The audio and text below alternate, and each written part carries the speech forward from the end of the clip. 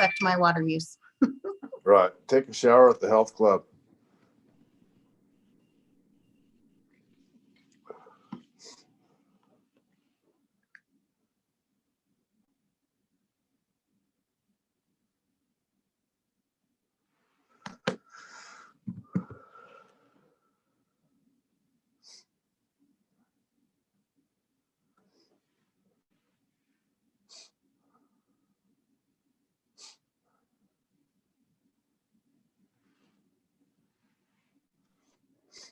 Shooting at work. Are we on now? We're already on live. Okay. Hi, everybody. Sorry, I was a couple minutes late. Had a little difficult technical time this afternoon. But I see looks like we have all of the board members on. Director Burke, is everyone on staff ready? Okay. Yes, we're all ready to go. Great, thank you. So I would like to call the Water Conservation Subcommittee to order at 2:02. And could Secretary Atha do a roll call? Actually, Secretary Atha is having technical difficulties becoming a host, so Deputy Director Martin is going to take care of things today. I'll be watching though. Okay, great, thank you. So I'll be doing a roll call real quick. Guess we'll start with Board Member Walsh. Here. Board Member Grable. Here. And Chair Watts. Here. Thank you. And I would like to remind all the committee members to mute their phones and microphones when they are not speaking. And now it looks like we will take public comments on item 2. So if you wish to make a comment via Zoom, please raise your hand. If you are dialing in via telephone, please dial *9 to raise your hand. Chair Watts, I'm seeing no public comment at this time. Great, thank you so much.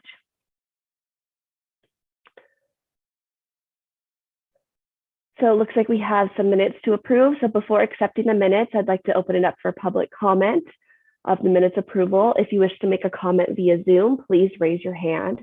If you are dialing in via telephone, please dial *9 to raise your hand.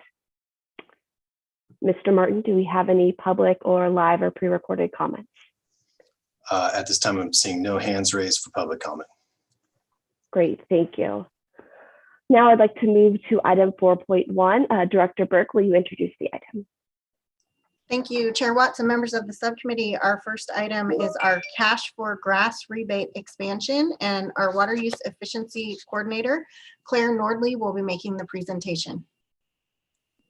Good afternoon, members of the board. I'm going to share my screen.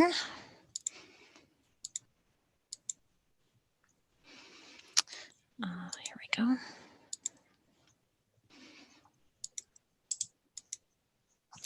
Okay, so this presentation is about our Cash for Grass program expansion. As you all know, we've had a Cash for Grass rebate program since 2007. This is our rebate program where we offer an incentive to customers to remove their high water use lawn and install low water use plants. When this program launched in 2007, we paid 50 cents per square foot of lawn removed for both single family residential customers as well as our dedicated irrigation meter customers. Then in 2014, in late August, we increased the rebate, doubled it basically to $1 per square foot just for the drought. So that was 2014 to 2016. We dropped back down in 2016 to 2020, 50 cents again.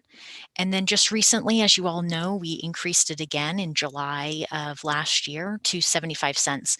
And we did that specifically because the cost of water has increased from our wholesaler Sonoma Water and has allowed us to increase our rebate, but still be within that cost effectiveness measure. At this point, we are recommending, though, an increase to $1.50, which would be a doubling of what our current rebate is. And that's specifically to increase program participation. We are in a drought. We want people to conserve and remove low water use, or remove lawn and install low water use plants. And this would mirror our 2014-2016 increasing of the rebate. So as you can see here, this is, you don't need to know all of these figures, but basically you can see the general trend. In 2013 through 2016, the rebate, the number of square feet removed increased significantly in both single family residential and commercial. And you can see that this also mirrored the increasing of the rebate. So this is when we went to that $1 per square foot in the drought. And really since the 2016 peak or 2015 peak, things have really decreased. And this is, for a number of factors. I think along with, sort of drought fatigue, people are thinking about drought and we're tired after that, after 2016, but also, decreased rebate amount, and yet landscaping, continues to be at a high dollar amount. We have seen some increases in program participation because we have increased the rebate to 75 cents per square foot this last year, but we would like to increase it to $1.50 just to further incentivize customers to remove lawn. This is a graph just to show our cost effectiveness. The cost of water from Sonoma Water is a little over $1,000 per acre foot. And as you can see in these charts, these are our sort of general rebate programs that we offer to customers. The lines that are hash marked are where we're proposing the rebate be in $1.50 per square foot. So you can see that it doesn't meet the, cost effectiveness threshold. It is above that. But again, these are extraordinary times. We are asking people to conserve, and we want to be able to offer our customers opportunities to save through modifying their landscape. So we feel that it is justified to increase the dollar to $1.50 per square foot removed to incentivize customers further. So as I mentioned, our current rebate is 75 cents per square foot. The increased or expanded program would be $1.50, which is a doubling of our current rebate. And this would apply to all customer classes: single family, residential, multifamily, dedicated irrigation meters, et cetera. A couple of additional drought-related changes that we are making, and again, we want to help our customers help us reach our 20% water saving goal. And so we are allowing people who do not have a green lawn right now to participate, as long as they have an irrigation pattern last summer. So last summer we weren't, calling for a 20% reduction, so they should have still been irrigating at that time. And we want those people to participate, even if they have heeded our calls in the last few months and let their lawn go brown. We're also encouraging people to plant in the fall when it actually rains, and we are providing an associated program extension if needed.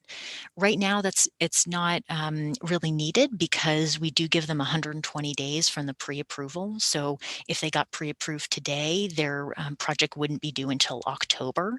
So, hopefully, fingers crossed, it's raining at that point, and they wouldn't need an extension, but we would be able to offer an extension if for some reason they didn't want to plant, right in October, it wasn't raining, for example, and we'd be happy to offer that extension. So again, we're just trying to do everything we can to incentivize customers to participate in our program and really achieve that long-term water savings goal that we have.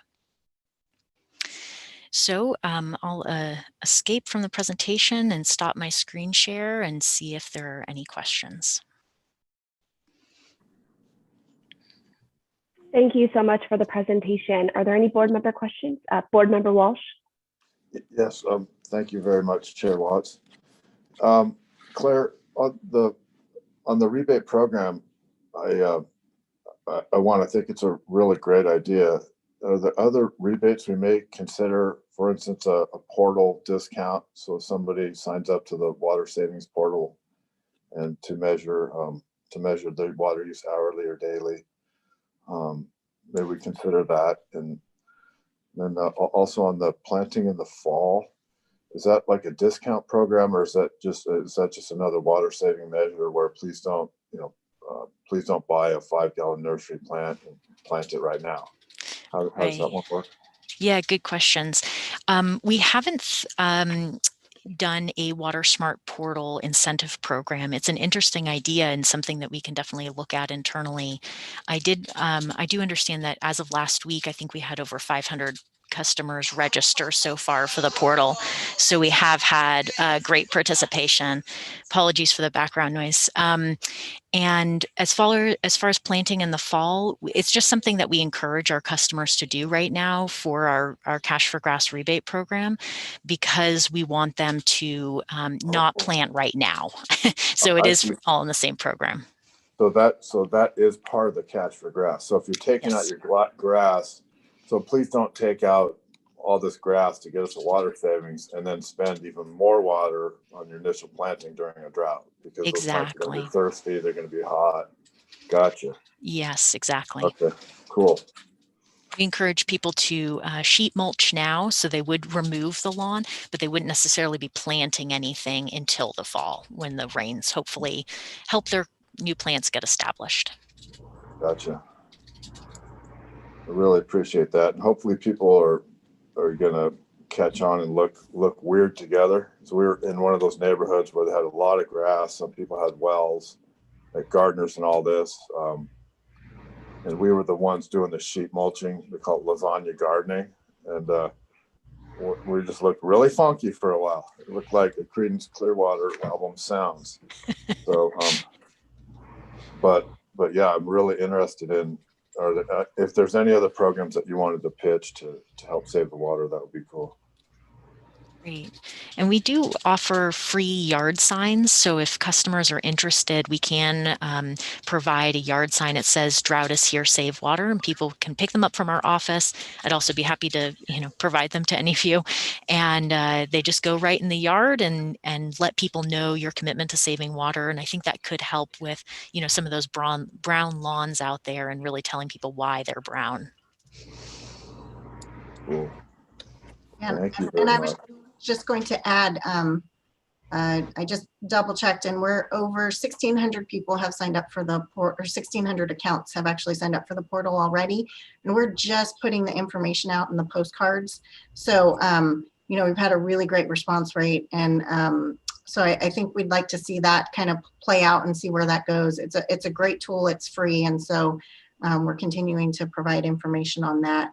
And then Board Member Walsh, you will hear in our next item, we're going to be going over all the programs that we do have in some fashion. So we have, I think, in some way, shape, or form, about 25 different rebates. So there's a lot available to our customers. But we're always open for additional suggestions. Thank you. Any other board member comments, questions? Board Member Grable. Yeah, thank you for the presentation. I definitely support the Cash for Grass program incentive hike. I do think it's a good idea. One question I had before I kind of ask my second question, who are our biggest users right now in terms of, let's just say, commercial sector users, if we're talking about grass specifically, landscaping, irrigation, and they're not on urban water reuse, they're not on purple pipe, who are our biggest users? Do you know? I don't know the customer names specifically off the top of my head, but we can run reports that do say our highest water users. We do reach out specifically to high water users who use a certain amount of water in a specific amount of time. So for example, we just reached out about a few weeks ago for people who were irrigating 1,000 gallons in 1 hour. We thought that seemed pretty high compared to normal or average water use in the city, and so did reach out to those customers specifically. And then we do have a list of top 100 water users in the city that we do contact sort of on a regular basis to let them know, hey, you're over budget, or, have you looked at some of our rebate programs? Generally, they're homeowners associations or Santa Rosa City Schools. They're people with, large expanses of irrigation, but I don't have the specific names off the top of my head. Yeah, I was more interested by sector. If you like, is there by industrial sector or business sector type of business? Do we have an idea of who the biggest users are in terms of landscaping? Besides the obvious like golf course, I don't think we have something that's, I mean, we break them down by sector, but I wouldn't necessarily be able to say sector by sector who are the biggest water users. It's more, we have a list, and like I said, they're dedicated irrigation meters, so they're meant to be used just for irrigation. Generally, they're some of our top users are like I said, homeowners associations and the schools, because they've got, sports fields, big expanses of grass that they're irrigating on a regular basis. Okay, and then my next question is just in terms of, I agree with the incentive structure, but in terms of spreading that incentive out to, there's two things that kind of concern me about the mechanism. One is that it obviously, it obviously focuses on folks who are property owners who have lawns that have had lawns up until this point that have been watering them, right? Not necessarily a subsidy that affects a lot of low-income families who may be struggling right now. And I know we have other mechanisms for that, but it's just one element of it that concerns me. And tying into that, if someone does have a large lawn or had a large lawn, sorry, and they've already done all this work, right? They decided to do it anyhow. Is there any kind of a retroactive application? When this came out, I read some of the comments when the proposal came out for stuff like this and for the 20% mandatory reduction. There was a lot of controversy, at least in people's comments and online debates, about folks who had already taken these steps, folks who were already using far less water than their neighbors or whoever, who are now being asked to do another 20% mandatory reduction. That I know it's really difficult to capture, but it's just something that I think needs to be said. Those who are already the best actors, I do think we do need to do a better job of giving recognition and some sort of incentives there when we can, because they've already taken those steps voluntarily. They already have water smart native plant landscaping maybe, and they've done it regardless of the subsidy. So it's just something that I know it's difficult to capture, but it certainly perplexes me in terms of how we're using mechanisms and incentive mechanisms and who it benefits the most, so. Yeah, thank you for the question. Like you said, we do have incentive programs or programs where low income or it's open to the entire city. All of our programs are, but we have ones that specifically are helpful for renters. So for example, our Water Smart checkup program, we go into a customer's home, we evaluate their irrigation system, but also their indoor water use, aerators, shower heads, et cetera. And obviously that's beneficial for anyone, any income level and any customer.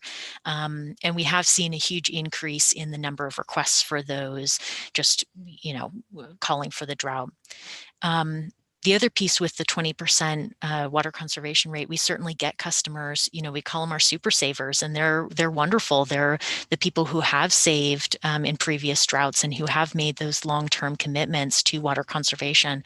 And those are the people that we're not asking necessarily for them to conserve an additional 20%. We want them to continue to, save as much as they can. But there may be other people who are higher water users who could save that 20% or even more, making up for the people who are already, champions and water savers. We are starting to try to highlight those customers, those super savers. Next month in August, we're going to be starting a social media campaign to really highlight those super savers, because we want them to feel recognized, and they are, an extraordinary part of our customer base. Some people have saved huge amounts of water, and we do want to highlight them and celebrate them, and hopefully inspire other people to become super savers too. Yeah, do we use I know I saw it in the contest, but it's like a contest, right? Where you enter a drawing, you can win certain things if you're a super saver, right? In that, do we capture gallons per day per person or just per household? You mean, do we ask them what their gallons per person is? Yeah, are we capturing like usage of gallons per day per person, or just we had just overall per meter? We know kind of what their usage is. Do we have any kind of survey data in terms, because the other thing that concerns me is that, if someone has a bigger household, obviously a lot of kids, whatever, I'm definitely interested in them saving water, but compared to, say, two people in a large household with a lot of square footage of landscaping and irrigation, to me, it's just, or again, compared to a golf course, it's not even it's a negligible amount for me when you're looking at those and where your bang for the buck is. So I also want to make sure we're capturing the per person usage, not making, a low income family, a household of 8, right? I don't want to make them feel guilty for using more water than a household of 2 people, with maybe it's, and when it really comes down to it, if we're really looking at the economies of scale, we obviously, like I said before, want to focus on the biggest users, and figure out, a 20% reduction from some of our biggest users just eclipses, any other residential household. So that's kind of where I'm going with it. So Board Member Grable, great questions. We do have persons per household in all of our accounts. We Okay. don't know who's low income versus not. That's just not some information that we have because we're just water accounts. So, if folks, we let them know about the H2O program, and if they want to sign up, great, then we have that information, but there's no way for us to overlay, low income, this account's low income versus this isn't. But we do know persons per household. And as we get into higher stages of our shortage plan, we do give a gallons per person per day. So right now, as Claire mentioned, we're not there yet. It is higher stages of our shortage plan. We are at stage 3, which is appropriate right now because that is the 20% reduction that in water supply that we're getting from Sonoma Water. So we're passing that on and asking our customers to do the same. There's still over, we're at 127,000 acre feet in Lake Sonoma. So while it's not where we would like it to be, we still have a couple years of water supply in Lake Sonoma. So as we get into higher stages of shortage, we would definitely be implementing our gallons per capita per day. We have information on the bill. So every month you can look at your bill and you can see how many gallons per person per day you're using. We also have information on our website and been putting it out there. So, we've been kind of asked for what's a target, what's, who's really saving. So it's, it so depends on a lot of different factors. But if you're in that, 50 gallons per person per day, that's great. People can be down in the 20 to 30 range. Again, it really depends on what they're doing. If they're growing food at home, if they're not, there's just so many factors that play into water use. So we really look at these rebate programs and the shortage plans, one, to make it as equitable and fair as possible, taking into account water conservation and demand hardening and past actions that folks have taken. But also on the rebate program, what we're really trying to do is what's cost effective for us for just purchasing more water. And so that's really where we're looking for it. And we're making it open to anyone. So some of those folks may have been folks that have taken advantage of our rebate program, 10 years ago, which is great. And so we want to keep having that available to anyone who's considering making that change and really trying to push them over to making that change. And that's really what we design our rebate programs for. So hopefully that helps a bit, but we definitely hear what you're saying on all those pieces. And definitely that is something we absolutely take into account. We're just not at that stage yet, and I'm hoping that we won't be, but if we need to be there, that's sort of the next stages of our shortage plan. No, that's helpful. It sounds like we're already capturing a lot of that and trying to take that into account. I just, I like to really focus on the equity lens when you're talking about, these sorts of voluntary and mandatory reductions. Who are the biggest users? Where is our biggest bang for the buck? But also, not making people feel guilty because they have a big household and they like to cook at home a lot because they can't afford to go out or because of the pandemic, So just things that pop into my mind when we're talking about these programs. Thank you. Board Member Walsh, do you have another question? Yes, and the ideas are kind of a follow-up on the member Grable's question, because I was interested in the data we're collecting. Obviously, as things change, you realize we need new data to figure out what's going on. And wondering if some of the things, one is on the low income savings and incentives. And this is just, I just want to throw that out there. I don't know that's possible now. There's a CARE program on utilities. If there's a way to do a GIS overlay, like if the utilities, if we could get PG&E and Santa Rosa IT to say what addresses do we have, and then do that overlay for us, if it's feasible. And I know you've got a great IT team with Eric McHenry, and he's been doing wonderful things with GIS, I think a winning award. So that's just one idea. The other is on the shared meters. I think a lot of our low income users, actually, they wouldn't be accounts. The account owner would be the rental units or what have you. But there may be some shared meters. And I just heard anecdotally from the rental that my daughter is in. You know, he heard the water on and he didn't know who it was, right? Or how to get to the landlord of what unit. And he couldn't go around and, you know, knock on all the doors. So he's got a great landlord that keeps on top of things. But to incentivize the renters, if they're in a shared situation, I don't know the cost to install meters, and I don't know how many shared meters you have. I would just be interested in that. I just want to throw that out there as an idea after listening to Chris. And then the other one is on data. If there's a way to know if these addresses, once they sign onto the portal, how much did people on the portal save compared to overall? So if we can disaggregate that data, so of all the people on the portal, here's their savings compared to the others.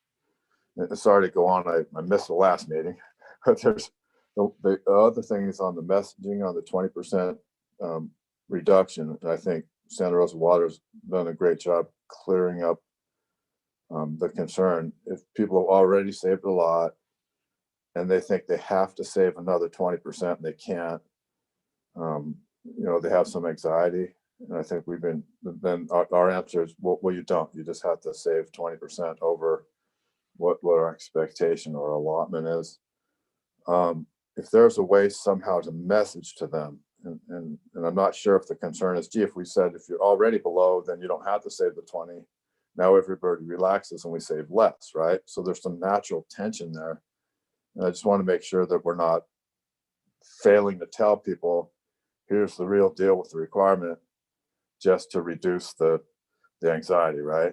And so there's this natural tension between saying you don't have to save more because you're already there, and then we leave some of the savings on the table. So I don't know how that all plays out, but there was confusion. If I'm already low user, do I have to save another 20? So that's just a lot of things to toss out there. But I think the one idea is there a way for us just to say portal users are saving this much? And then is there some way, if somebody's on a shared meter, they can start measuring what they use individually? Is there an easy way to deal with that? So those are the two real questions. On shared meters, how do we incentivize them? And then what data can we get on reduction in use for those that use our portal? So a couple things, all great comments. One, we can definitely look into the portal. So, you know, it's brand new, so we'll have to get back to you on that. It's going to take us some time to pull that together, but we can look at trying to get metrics out of that. It's a great tool and we expect to be able to do that. It's probably going to take us some time as folks are just signing up. We have a program for shared meters. And so it's called our service split incentive. We can talk about that. That's actually under the next item. So we can talk more about all the rebate programs that we do have. We do have that. And then I do appreciate the, you know, confusion and anxiety. And I will say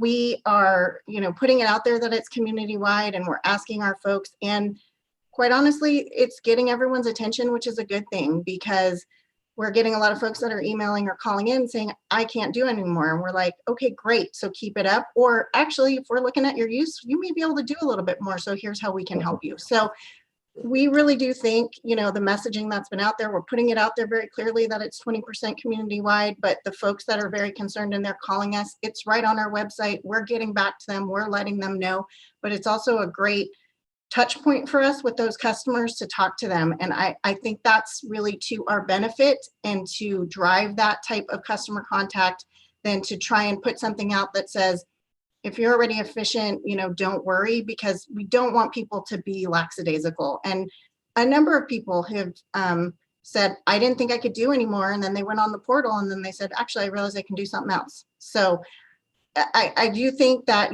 from that perspective, we're definitely letting folks know, but would really encourage that we keep the messaging right now so that we're driving folks to us as a touch point to really help them. And then, if they're doing everything, then great, keep it up. Appreciate your sensitivity to that. And I think we're doing the right thing. So just wanted to point out there is a natural tension there. Thank you, Chair Watts. That's all I had.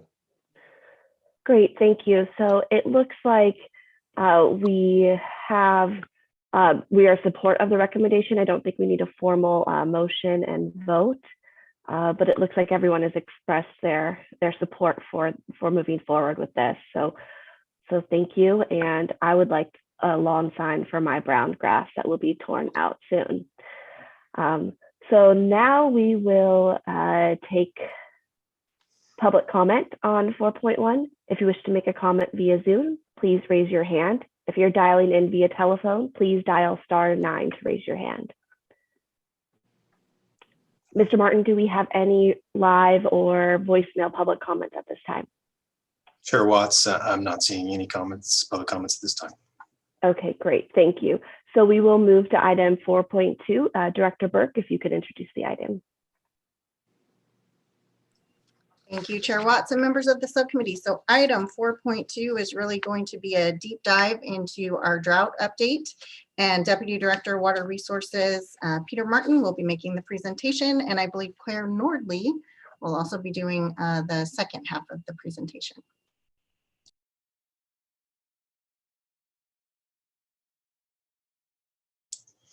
Had to unmute myself. So it looks like I'm sharing my screen now, correct?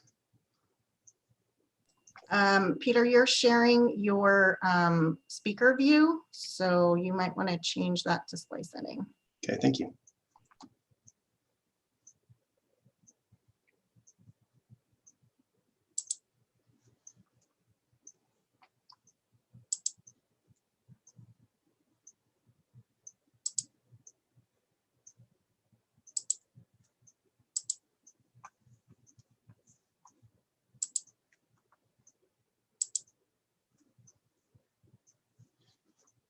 Okay, are we up and running now? It's still your speaker view. If you go to display settings, can you change it up there? Hang on just a moment, sorry. I'm also happy to bring it up and advance your slides if you'd like. Claire, would you mind doing that?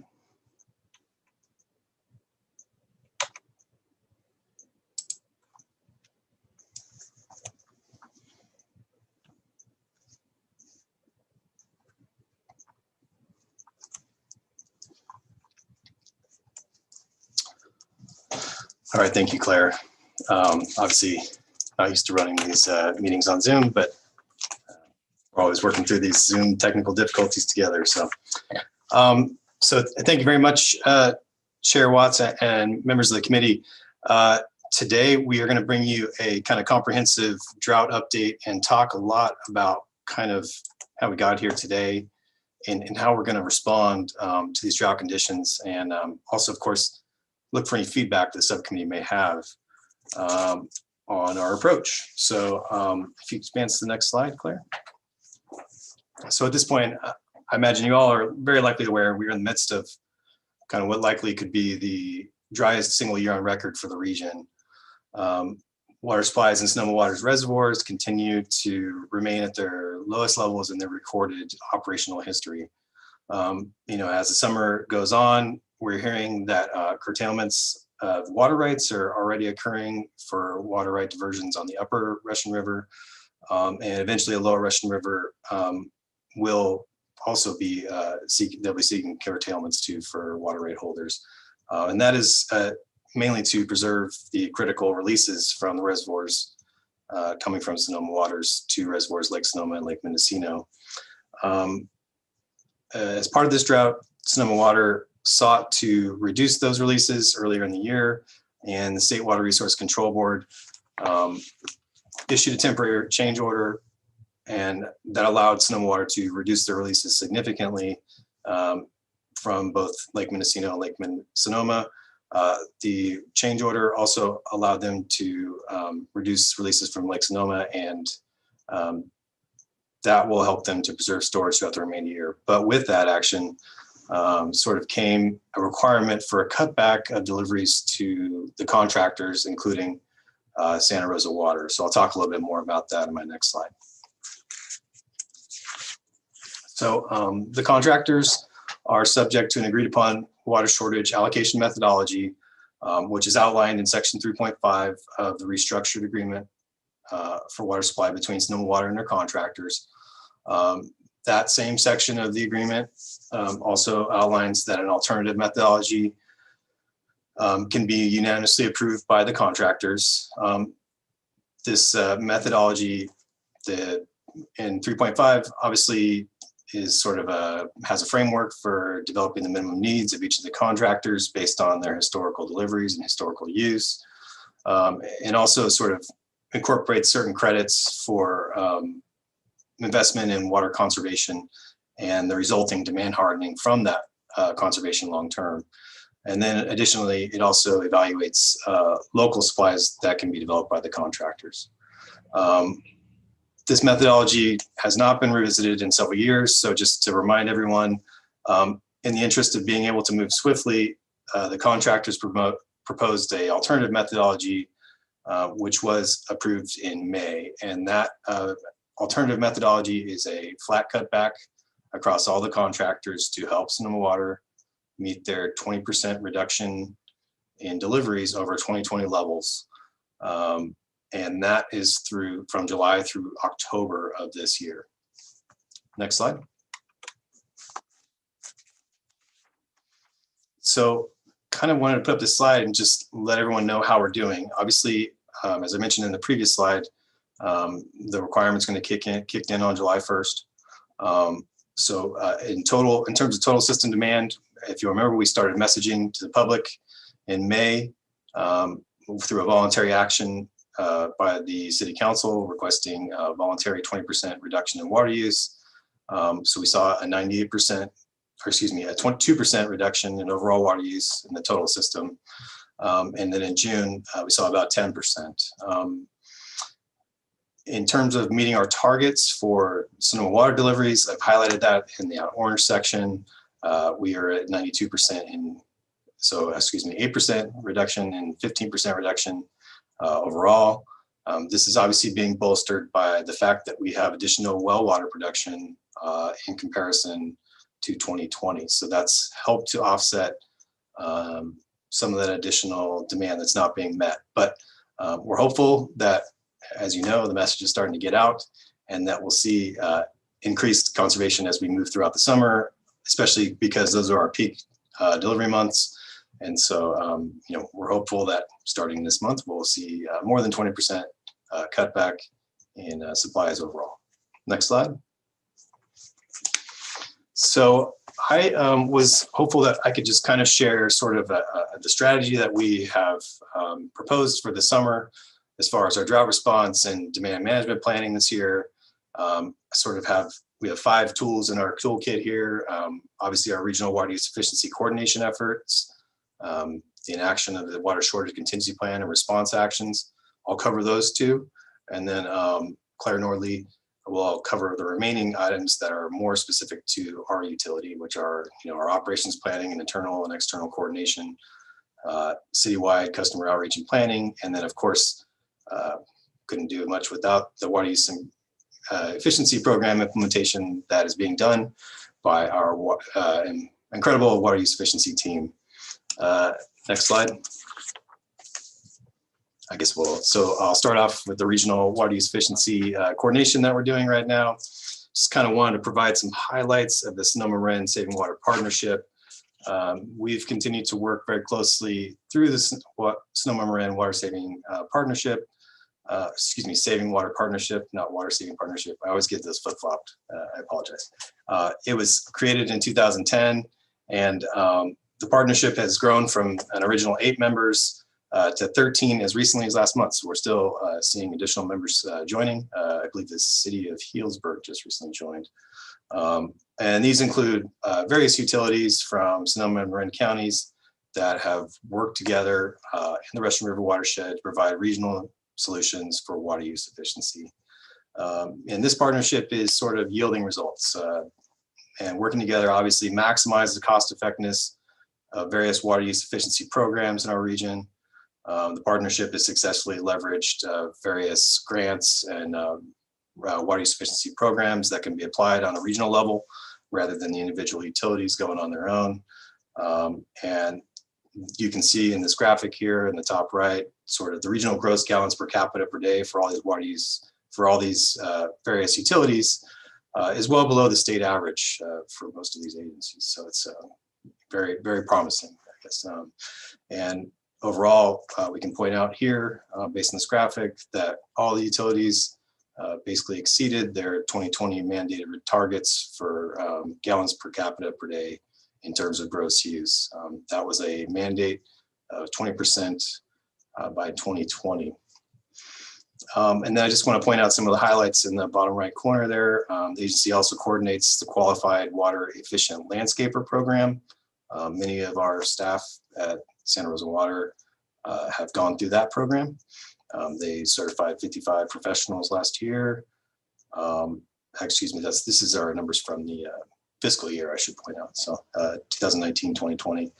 And, and then also deliver garden sense consultations on behalf of all these agencies as well. And so it, really spreads around the effort. As you can see, there's a substantial amount of money being expended by all these agencies together and collectively as the partnership. Next slide. So, again, this Sonoma Marin Saving Water Partnership provides quite a bit of additional kind of outreach to the entire region through various region-wide programs and their implementation. We've been working together since basically the end of last year on early, coordinated, and consistent messaging. The Drought is Here, Save Water tagline was something that was created together. So all the different utilities are utilizing that same message and artwork, as you can see. We have quite a bit of overlapping sort of digital, radio, and social media. And then we just talked a little bit earlier about the Saving Water Challenge that's occurring in July. Obviously, asking people to pledge to save water and then providing some incentives or prizes in return. We're also working on some trusted messenger videos that will be broadcast region-wide, finding folks that can kind of carry that message and are not just the utilities themselves, but folks that can encourage people to save water this summer. And then, of course, you're very familiar with our coordinated regional events. The Drought Drop-By events. We'll be continuing to host those over the next few months.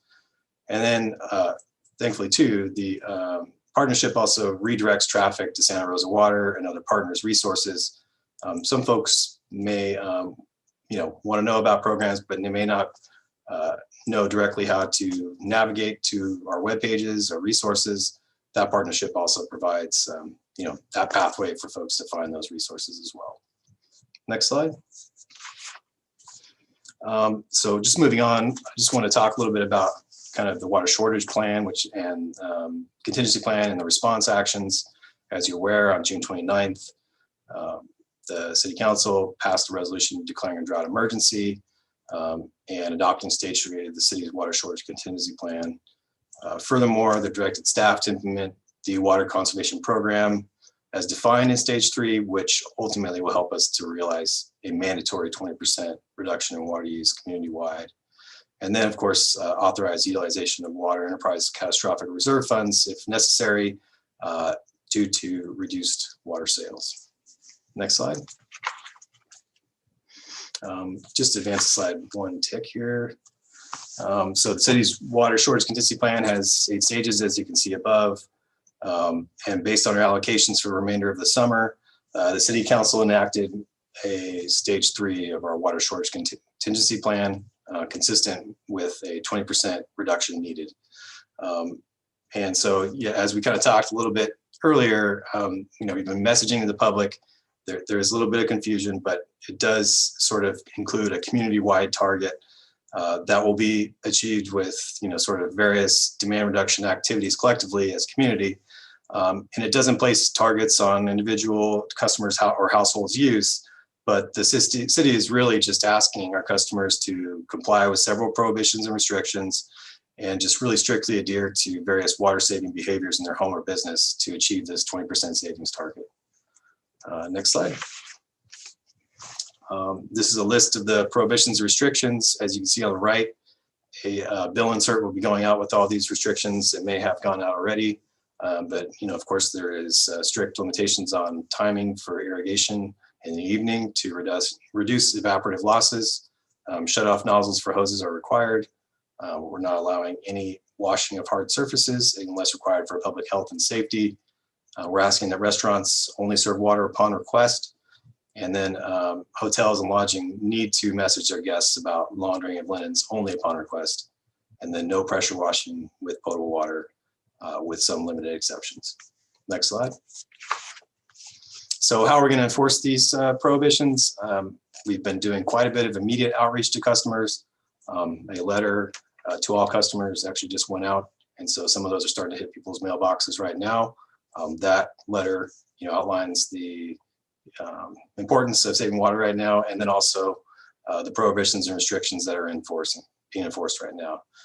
As you can see, we've been instituting our water waste patrols. We'll be going out and tagging people's homes with a NOOPS tag who may have irrigation runoff. We're going to rely upon our water waste reporting forms. So we have people out in their neighborhoods. They can just quickly fill out a form online and report any water waste they may be seeing.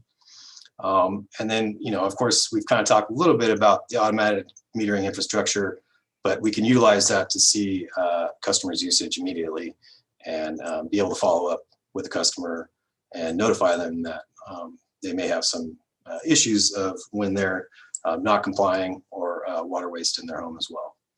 And then there are variances, of course, for certain health, safety, and construction activities that may need to occur during the drought. Next slide. At this point, I'm going to hand it over to Claire Nordley, and she's going to cover kind of the remaining pieces of the work that her team is doing right now. Yeah, thank you, Deputy Director Martin. Let's see. Okay, there we go. So we have done quite a bit of internal coordination within the city to make sure that our own operations are as efficient as possible. We've done quite a bit of biweekly talking points that are sent out to staff to make sure that everyone from people who are answering the phones to field crews are really educated on sort of what the latest is about the drought, what stage of drought we're in, what prohibitions there are currently.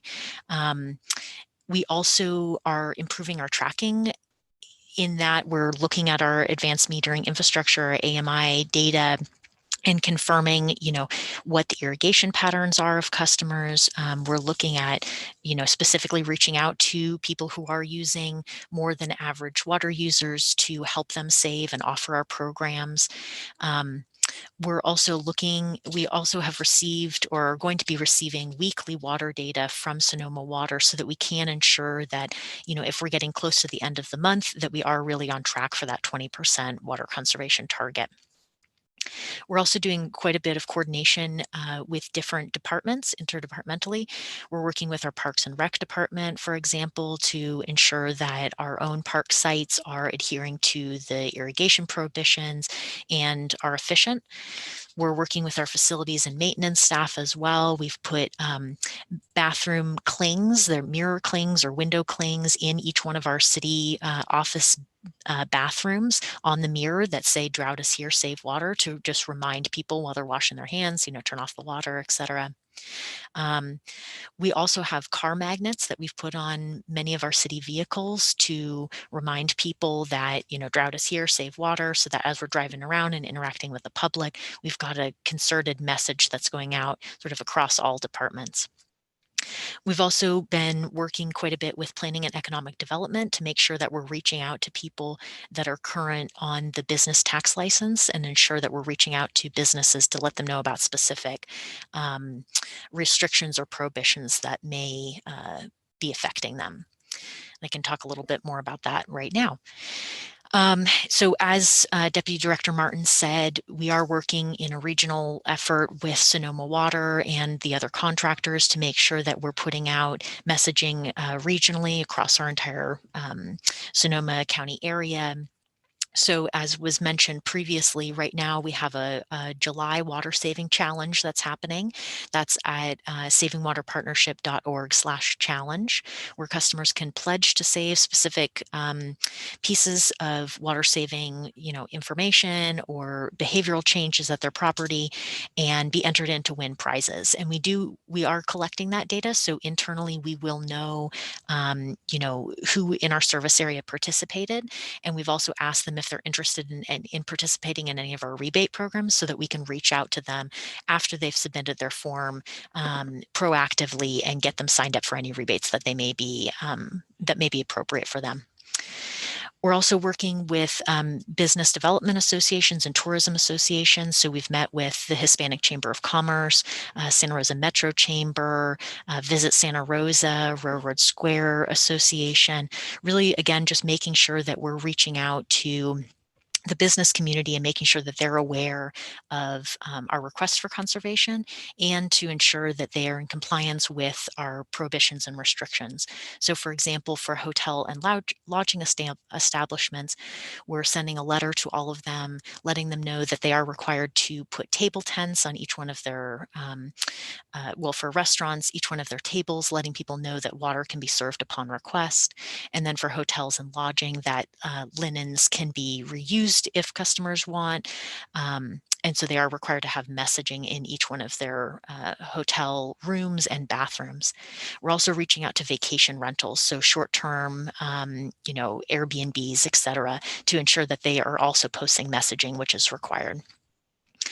We're also coordinating with Sonoma Clean Power and Sonoma County Water Agency, the county Energy and Sustainability Department to offer a workshop, for example.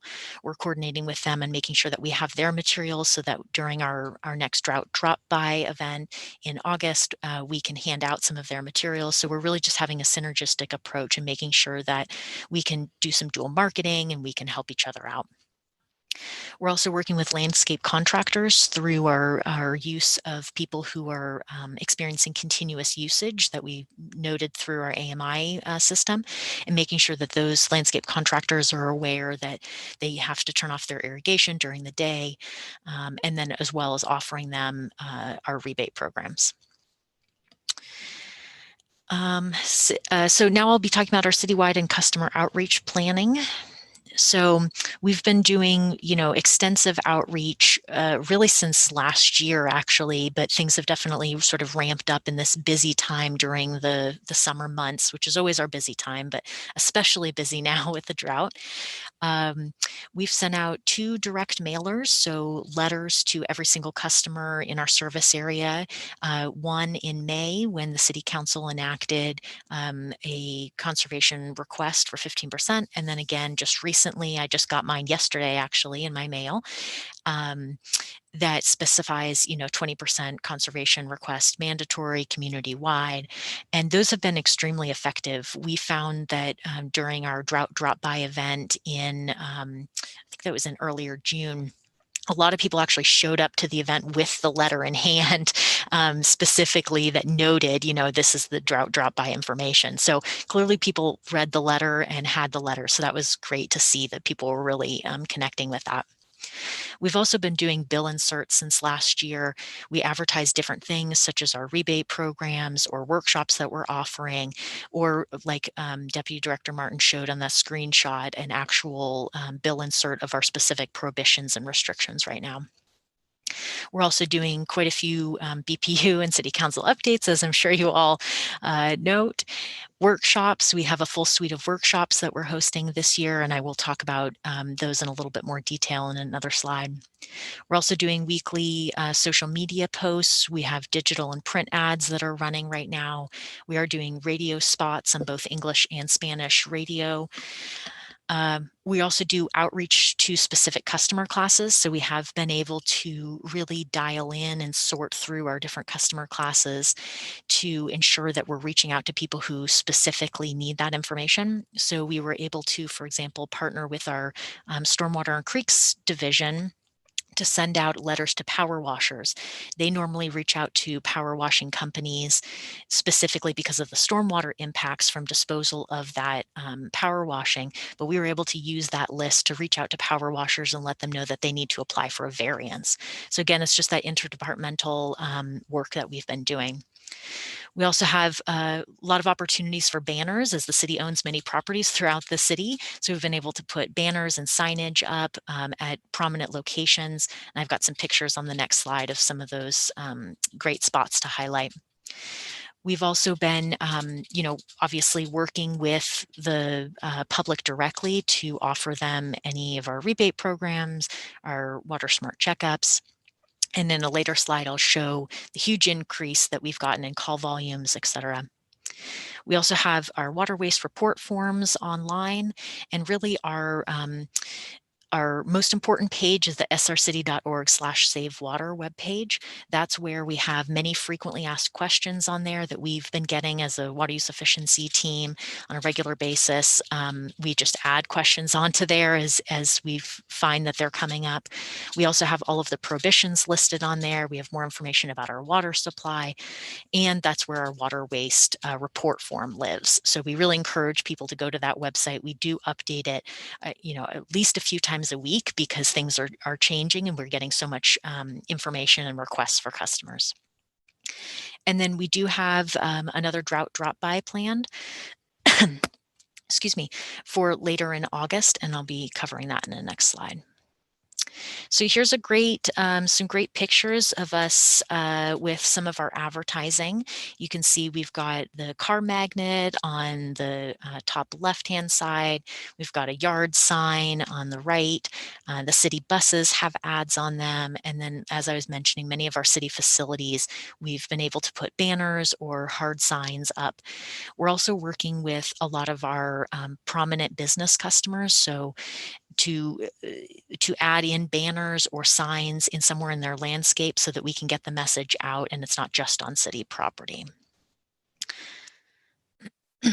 So our water use efficiency program implementation has significantly increased, which is great. Our customers are very responsive to our call for conservation and are really excited to participate. So we have many different ways in which we reach out to customers. Obviously we provide our customer service. We have technical resources. Obviously our sort of bread and butter are rebates and incentive programs, outreach and education. We provide irrigation tips and recommendations, which is especially important right now in the summertime when a lot of our water use is outdoors. And then of course we provide our Water Smart checkups. So sort of our drought stats, we have a team of 9 people that are working right now. So we have 6 full-time equivalents and then 3 cheerful interns from Sonoma State who are super helpful. We are receiving about 200 calls per week. So it's definitely an increase in volume. We're returning calls as fast as we can. And we are very grateful that we have an administrative assistant who is helping us return those calls, because we'd be buried without her. So thank you. We also are doing our water waste patrols. As Deputy Director Martin showed a picture of, we've got people going out multiple times a week in the early morning hours from 4:30 a.m. to 6:30 a.m. to just drive around the city. We have routes that they specifically do and look for water waste. This yields, quite a few water waste reports, and we do follow up with those customers and you just provide the education that, overspray and broken irrigation heads, et cetera, are not permitted. We are managing about 400 reports of water waste annually, and this is not only from those water waste patrols, as I mentioned earlier, but also from our excellent investment in advanced metering infrastructure. Through our AMI system, we are able to see customers who have continuous water usage, which usually indicates they have a leak. We follow up with those customers directly, and that's really yielded a great relationship with a lot of our customers, especially our commercial customers are very appreciative. Some of them don't know that they have continuous water usage. They just think, their water use is normal. And then we show them the graph that shows, 24 hours a day, 7 days a week, they're using, however many gallons, and they're stunned. And they're very grateful that we're following up with them and providing that information. We also, on average, provide about 2,000 devices a year. So this is shower heads, faucet aerators, toilet dye tabs, hose nozzles, etc. So and those are flying off the shelves right now like hotcakes. We have people coming in to, we have 2 different locations where they can pick up devices, and we have that listed on our website. And we probably get between 5 to 10 people a week right now coming in to pick up devices, which is great. And then on a regular basis, we interact face-to-face with customers or pre-approve people for rebates about 600 times annually. And that number is definitely increasing as we're moving into the summer. So some of our ongoing drought activities and work products, as I mentioned, we are interacting with the business community as much as we can to really make sure that they understand the prohibitions and restrictions, and that we're also providing free information to them and that they can use to educate customers. So as I mentioned, we have water gladly served cards that we offer to our restaurant community. They're welcome to put those on their tables to alert people to that specific restriction. They're also welcome to develop and print and use their own marketing, but we do have them for free if they'd like them. It's English on one side and Spanish on the other. We also have the linen cards, as you can see in the picture on the top. Again, hotels can print and use their own if they want to have specific branding. We also have editable copies available on our website. So if people want to add their own logo, they're welcome to do that. And again, that's English and Spanish. We're also working to make sure that we're trying to get the message out into community newsletters. Again, working with like the Santa Rosa Metro Chamber, they just put something recently in their newsletter about the drought, and that was content that we provided. We're also actively seeking and always interested in community presentations. I recently just did a community presentation for a homeowners association in Oakmont, and there were about 100 people invited. And I think we had about 50 people attend that presentation, which was virtual, and I was able to just explain about our water supply and what programs we can offer to people. So always happy to do those kind of community presentations to folks. We also are getting out and about in the public much more now as COVID is sort of lessening. So we have some drought drop-by events. These have been hugely popular. You can see from the picture on the top right-hand side of that. I think that's actually me in the picture. That's funny. So we basically handed to people, a bucket full of supplies, shower head, hose nozzle, faucet aerator, dye tabs, and a bucket that they can put under the sink and capture water, and then one of the yard signs. So we had about 1,500 people drive through in June. In August, we're hoping for about the same. We actually have 2 different locations that we're going to do in August to hopefully sort of divide up the traffic and be able to process people through much more quickly. That there are locations at Coddingtown Mall and then at Nagasawa Park off of Fountain Grove. So excited for that event and hope we get a lot of people coming through. And then we're going to do a 4th event in October, beginning of October, October 9th. Again, it'll be a similar event where people can drive through, receive these materials.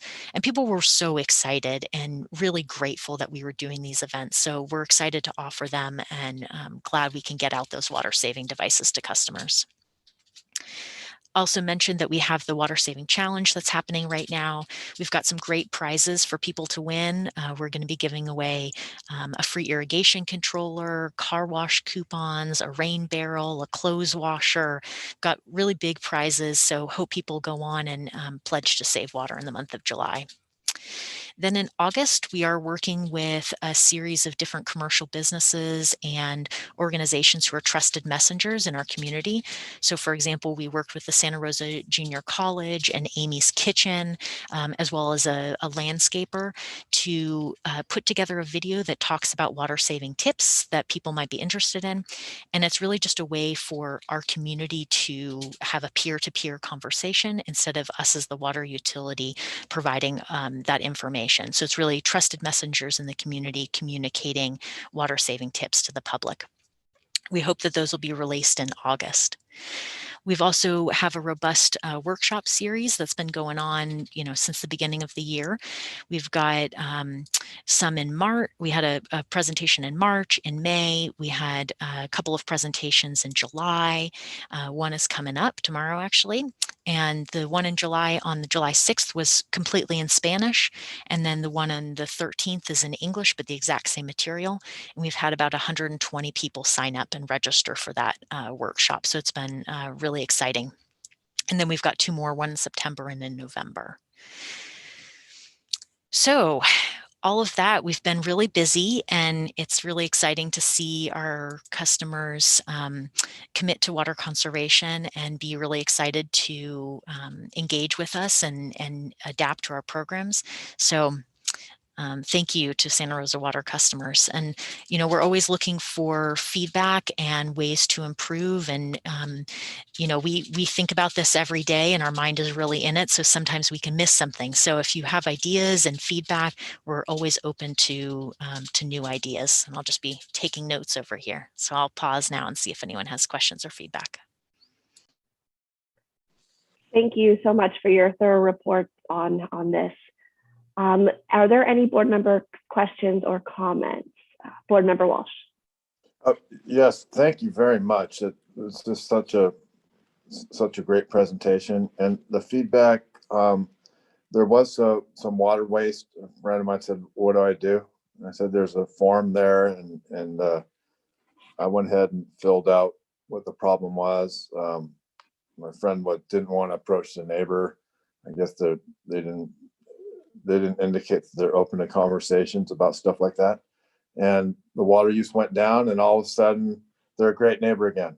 But when one neighbor sees somebody else wasting water, they somehow think, well, that's a bad neighbor, a bad person, whatever. And it just turned out they're completely oblivious, and problem solved. So that form worked really well.